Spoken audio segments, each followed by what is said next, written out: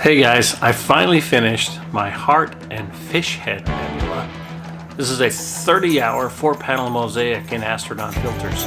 Let's take a look. My name's John Robinson, the Astrotard. This is Deep Sky.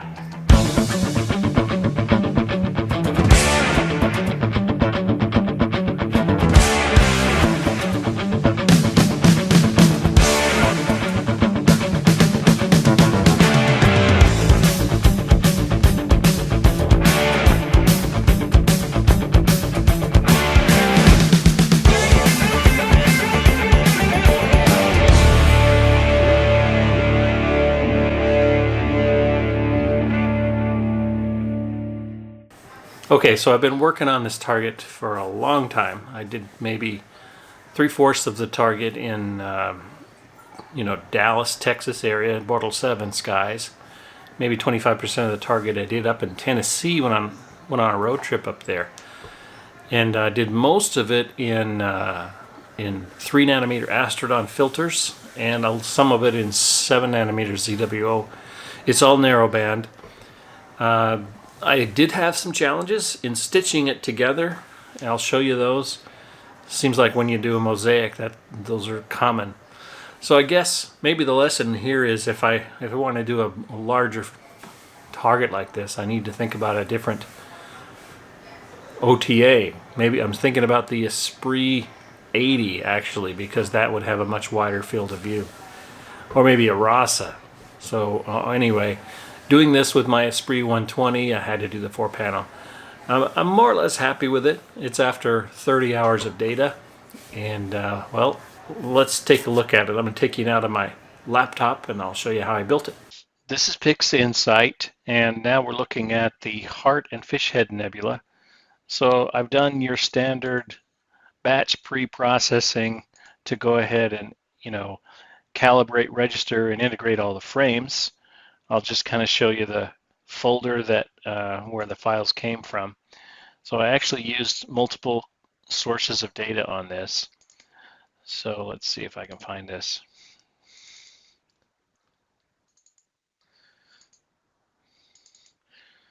It was in the October 2019 runs. This is the Heart Mosaic. Okay, I had the 343 subframes in HONS 7 nanometer. That's 343 there. And then I also had some older data as well. So 343 plus 99, so 442. And these were all 4-minute. So quick calculation here.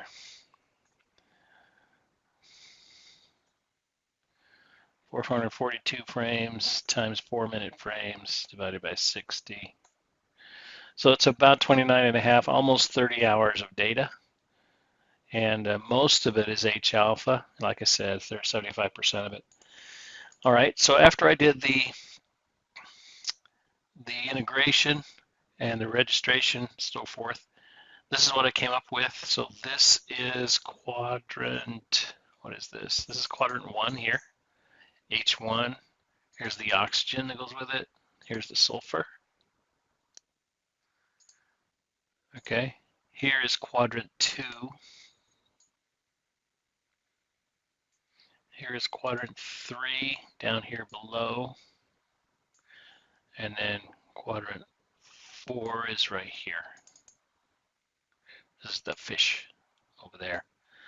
Okay, and you all know how I aligned these. So basically moved the 4 quadrants into their relative position within the quadrants. I use this reference since I've done this integration before, and I did the WSC headers before, SC headers before. I had this reference file that I used to create the reference images. I integrated them, and then here's my H for all those subs. That's about 10 hours of data, 2.5 hours in each quadrant. There's 10 hours of oxygen right there, and here's 10 hours of sulfur. right here. So we had some pretty strong sulfur, pretty strong hydrogen. I would say the oxygen was somewhat weak. And also I had this challenge of this quadrant up here wasn't matching with the other three quadrants. And I'll show you how I dealt with that. It was kind of a noisy oxygen that I had. Anyway, so I took those three files and created an SHO. So red is sulfur, green is hydrogen, blue is oxygen. And just ran this little guy here. And that produces this cool looking image, which is kind of green. We did a quick SCNR on that guy. And we also did a background extraction on that. This takes a bit of time again because this is such a large file. You know, I think the resolution on this is like 8,000 by 6,000 pixels. It's pretty significant. So here you can see that oxygen is really wreaking havoc up here on this quadrant. So the way I dealt with this, and that I went ahead and did a automatic background extraction on that. The way I dealt with this, so here was my SHO. Okay, this is the SHO here. And then I created a neb file, a nebula after doing some stretching with it and some stars. Okay, so I pushed it pretty hard in the blue, and I got lots of blue back there in the background I don't really like. And then here's my luminosity version after applying a lume to it and cleaning it up a bit. And then here's my mask that I used to do the stretching. And then once I had it in this form, I split out the RGB files. So here is my R. You can see that pretty ugly quadrant there and the overlaps, not looking too good. Here's the green, mostly hydrogen. It's looking pretty strong there. And then here's the blue, again, with the challenge up in this quadrant up here. So how did I fix that? So I took this R and I cleaned it up, and I came up with this R instead. You can see the difference. So it's a little bit more toned down, but that corner and those crossing bars are sort of much better now.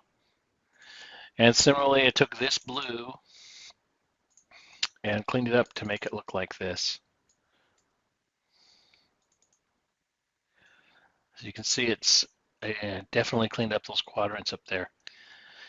So how did I do that? Well, basically, I cheated a little bit. I took my green, which is my strongest, and I did a linear fit. So here's what I did. I took the red channel here, and I said, okay, green, we'll do a linear fit on you. So I said, okay, green, I want you to linear fit to red, just like that. And so that the green channel more or less luminously matched the red. And once it matched, and this takes a bit of a time to run, then I went ahead and I used some pixel math to compare the differences between red and green. And when I found the differences, I added those differences back into the red channel. That'll take some time to run. Yeah, there it is. Okay, so there's the two red and greens matching. Then I went into pixel math, just dealt with the black and white. And I said, okay, let's start with green. Let's subtract red. And remember, red's going to have these panels going all the way through it. And when I do that, what do I come up with? Well, pixel math says the difference between green and red is basically this. Image 37. So then I said, okay, image 37, let's take red plus image 37, the differences between red and green, and add that back into the red. And I did this process a couple of times, and you could see what the net effect is, that it's beginning to clean up these crosses in here. And the net result is, when I was all said and done, and then I did a linear fit back to red, so that my new red now looks like this. I did the same thing with blue. All All right, so now when I do my SHO, we'll do RR, G, and BB. This is kind of what it's looking like now. It's pretty green, and obviously I need to clean it up, but those crosses are gone now, which was a good thing. Let's see if we did an AB on this, what would happen? So like I said, I cheated and I used the green channel to improve the red and the blue channels, and that's how I did that. Let's just kind of see how this looks when I take the ABE on it. Yeah, so there's the ABE on it. Took out a lot of that silly blue. And then I started doing some stretching on it. So here was my loom channel. And we just started to do some stretching on this guy like this.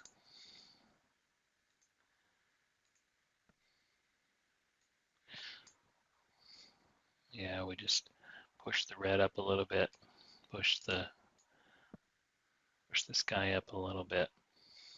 Then we came back in and did the same thing on the inverse of that. Again, this takes so long to run because it's such a big file. Yeah. Okay, any day now.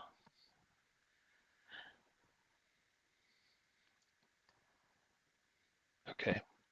And then we inverted that. I inverted that. Went back to here.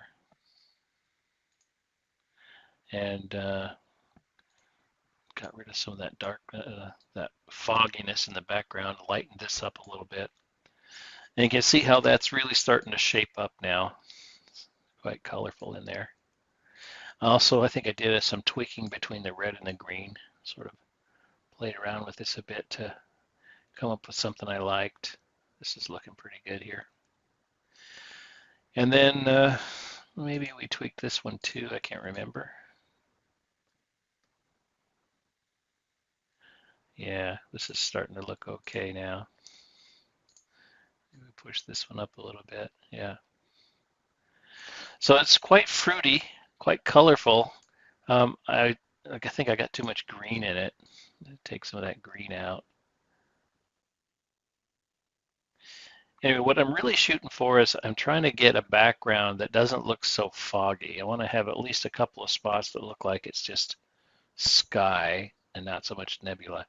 And that's sort of my guide to know whether or not I'm pushing it too hard or not, is looking in this area down here to kind of see how much I need to push and pull. I want this to be pretty much dark or black. Okay, so let's just play with this one, see what we can come up with. The other thing I did was I beefed up the stars a little bit. So I'll show you how I did that. So we're going to use pixel math now to add the stars back into the nebula. And this is going to take a long time. He's quite slow. Apologize for that. I may skip past this in the video. It's too slow. But yeah, this is a pretty fun target to play with. Yeah, so here's what we ended up with then after all that stretching. Let's take that guy off of there. We also, I also played with the sharpness. I won't show you that, but you get the idea, the sharpness in there. Okay, so now we've got this new file. Let's call this ZZZ, just for reference. We went into pixel math and we said, okay, ZZZ plus 1.25 times stars. Basically, I'm taking the stars and increasing the brightness 25%. Because, and I feel okay doing that because the 3 nanometer filters make the stars a little bit dim compared to the 7 nanometer. So here's the improved brightness on the stars. And yeah, it's coming along there. It's a little bit fruity for my taste. I probably tune down some of those reddish clouds. I'm looking more for a beachy looking color around there. Anyway, so this is one way, one item that I came up with. My final result, let me show you what I came up with in the final analysis. I call it tweaked more stars. This was my final run after really going in and pushing hard on the brightness there, and really working hard to get some beachy colors around the edge with my strong blue there. And here's the dark for the background. This was my final image. This is what I came up with. So yeah, it's still has some of the residual effects from, the stitching together those four quadrants, especially this noisy one up there. But, I guess I'm pretty happy with it. Maybe it's a little bit too bright. Maybe we could tune that down just a tad in brightness. Yeah, somewhere in there. Anyway, that's my final image. And this one was a fun one. It took a long time. It took me from September 15th until basically November 1st. So this was a 6 or 7 week target shot in both Dallas, Texas and Jasper Highlands, Tennessee. What do you think? Which one do you like? The fruity one here on the left or this beachy, more natural Hubble palette on the right? Anyway, let me know in the comments, and thanks for watching.